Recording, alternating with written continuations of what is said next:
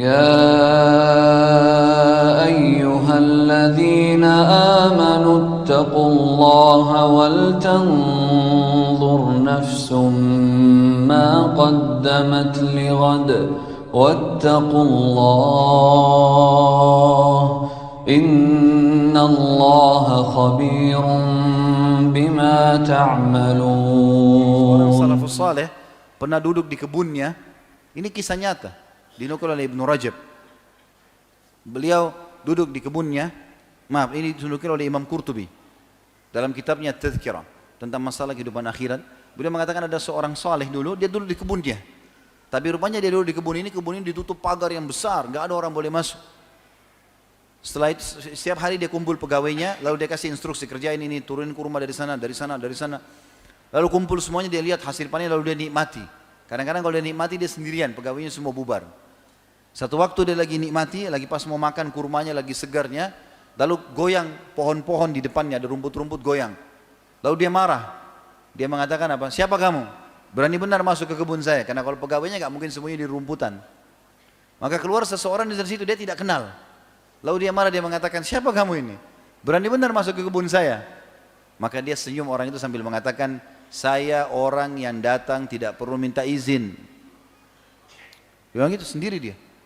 Tiba-tiba matanya tadinya marah jadi redup. Dia bilang saya orang yang tidak butuh minta izin. Dan saya orang yang ditunggu oleh semua makhluk. Serta juga saya yang paling ditakuti oleh orang-orang yang bermaksiat kepada Allah. Tiba-tiba dia lemas, dia lepas kurmanya, dia tundukin kepalanya. Dia mengatakan masih ada waktu ke Allah berikan untukku. Maka orang itu mengatakan masih ada, tapi tinggal beberapa saat lagi. Begitu diangkat kepalanya orang itu tidak ada, hilang. Allah berikan dia peringatan. Syukur kalau datang begitu, kalau tidak datang kepada kita bagaimana? Jangan lalai teman-teman sekalian. Umar bin Abdul Aziz rahimahullah pernah melewati kuburan antar jenazah.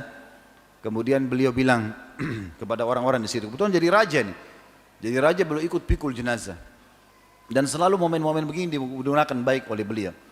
Lalu kemudian beliau mengatakan setelah jemaahnya sudah gumur jenazah sebelum bubar, dia mengatakan, wahai muslimin, apakah kalian tahu kuburan ini bicara apa sama aku? Dia cuma kasih perumpamaan nasihat. Kuburan tidak akan bicara, tapi dia bilang, apakah kalian tahu kuburan ini kalau bisa bicara bilang apa sama aku?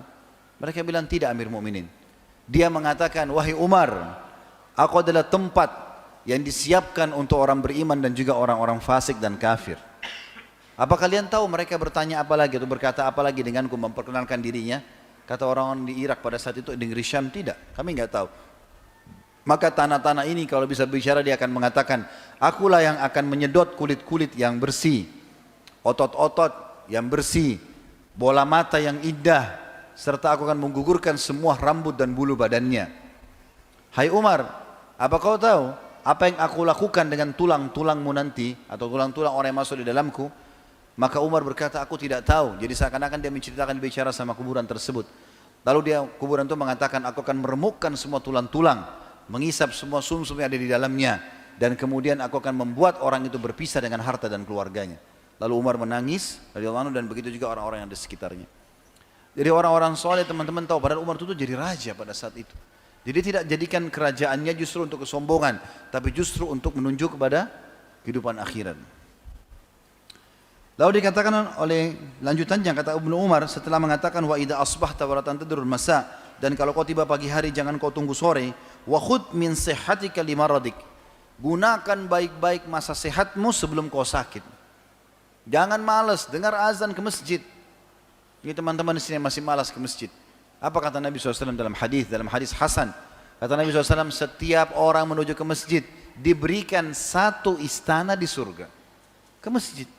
Setiap kali dia pulang, satu istana. Ini istana teman-teman, bukan di satu kota yang terkenal di Indonesia atau di dunia ini. Di istana di surga, jalan kaki. Setiap jalan kaki ke masjid, satu langkahnya mengangkat derajatnya, satu langkah lagi mengampuni dosanya. Kenapa enggak dilakukan?